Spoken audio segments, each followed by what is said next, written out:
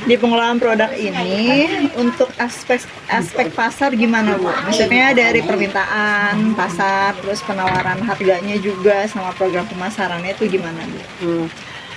Iya Bu, saya mengawali usaha di bidang minuman dari kulit manggis ini kan dari tahun 2018 ya Bu. Itu saat waktu itu kan belum ada COVID ya. Nah, alhamdulillah untuk penjualan saat itu luar biasa Bu, bagus sekali gitu. Karena saya dengan strategi pasarnya itu dengan punya beberapa reseller. Nah, alhamdulillah tuh Bu berjalan lancar. Nah, tapi ketika COVID ya ada mengalami penurunan drastis lah ya.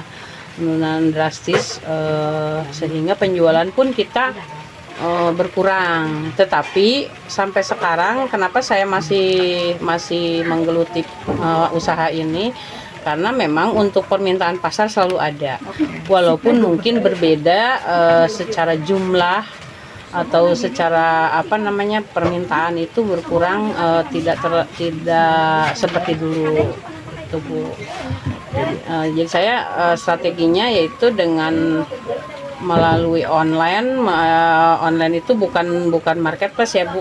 Kita hanya dari WA, WhatsApp ya, dari Facebook gitu kan, antar personal lah. Terus juga reseller masih ada beberapa, sekarang saya reseller ada tiga orang. Jadi kita jualnya seperti itu Bu. Kalau untuk menyimpan di warung ada 3 warung lah kita simpan rumah makan gitu. Jadi kita istilahnya nggak menjual secara besar lah gitu, untuk saat ini. Ya, berarti masih ada permintaan pasar, tapi skalanya masih kecil karena terhambat dari COVID itu ya Bu ya. Tapi dengan adanya reseller dan penjualan secara online ini, peningkatan permintaan secara signifikan meningkat atau ada peningkatan Bu, karena permintaan mereka dari minggu ke minggu itu pasti bertambah gitu. Kalau awalnya mereka meminta 10 per 1 minggu, sekarang meningkat ada yang 20, ada yang 30 gitu Bu. Berarti kan ada peningkatan ya. Nah, sasaran mereka adalah, walaupun saya tidak menjual obat, jadi sasaran mereka adalah orang-orang yang terkena penyakit diabetes gitu. Itu Bu, jadi mereka udah punya konsumennya masing-masing lah gitu. Tidak hanya untuk minuman biasa, tapi mereka lebih ke kesehatan.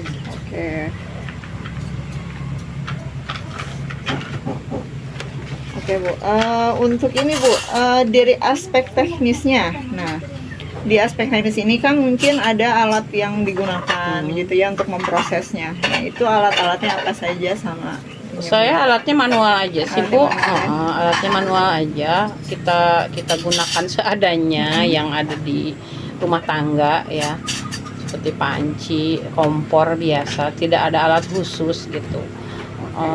Sehingga ya masih manual aja. Tapi kalau untuk packaging udah ada ya Bu ya? Packaging alhamdulillah kita udah bentuknya udah agak lumayan lah ya. Gitu.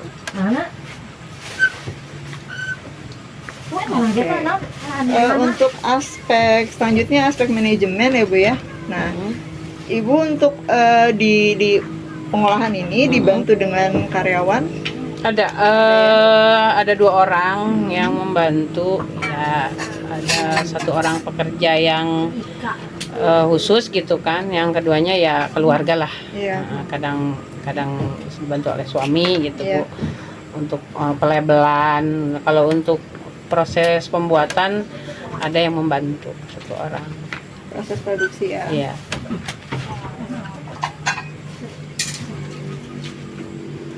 Sampai packaging. Butin kacang mangus ngadahan. Oke, dari aspek hukum ada SK ya Bu ya, SK Ada SK, saya ada NIB, ada sertifikat halal Bu. Iya. Oh iya.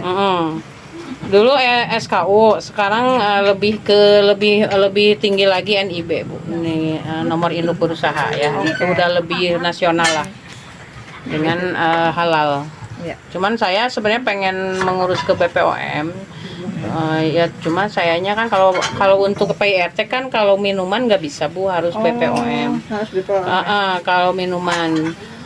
Sementara untuk menuju BPOM ini harus udah bentuk industri. Iya, Karena apa? Karena kalau PIRT kan hanya untuk rumah tangga ya. Kalau BPOM udah harus skala industri, pabrik gitu. Minimal tempatnya yang buat surveinya itu udah terpisah dari dapur gitu. Oh iya, berarti bukan rumah tangga. Iya, lagi, bukan gitu ya. rumah tangga. Nah, untuk aspek sosial, ekonomi dan budaya nih Bu ya.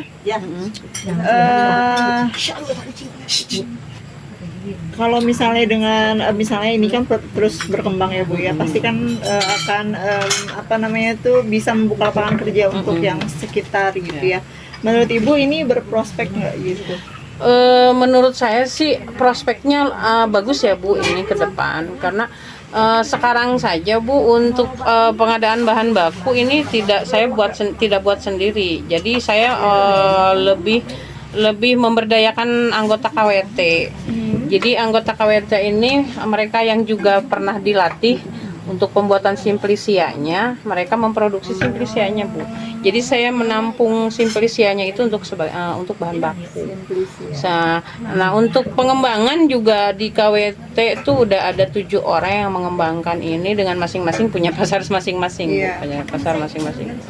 Jadi kedepannya ya apalagi kalau misal reseller saya yang sasarannya orang-orang yang menderita sakit, ada dampak positif, mungkin akan lebih berkembang lagi Bu untuk pasarnya.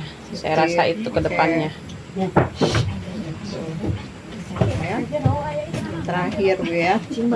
Terakhir dari aspek lingkungan nih Bu ya. Nah, dari lingkungan berarti kan ini kan mengurangi limbah ya Bu ya. Karena kan dia memakai sari kulit manggis. Nah, selain itu juga apa nih ya dampak, maksudnya setelah dipakai dibuat sari kulit manggis ini efek buat lingkungan sekitarnya itu apa selain untuk mengurangi limbah gitu? Apa ya, sebenarnya bisa ini kan setelah membuat ini kan ada limbahnya juga ya, bisa saya kasih masuk ke polybag Bu, sebagai pupuk gitu ya? Ampas dari pembuatan ini saya masukkan polybag Bu, karena ya dia masih mengandung antioksidan juga untuk tanaman gitu, sehingga tidak terbuang. Dan juga ketika kita buang pun ini kan akan dengan sendirinya mengurai ya Bu. Jadi itu menjadi pupuk organik atau bahan organik yang bisa diurai gitu, sehingga tidak terlalu menjadi dampak yang negatif gitu ke lingkungan. Oke, cukup Bu guys gitu. Nanti tinggal kita bikin BEP-nya. Siap. Nuhun ya Bu Iya, ya. sama-sama.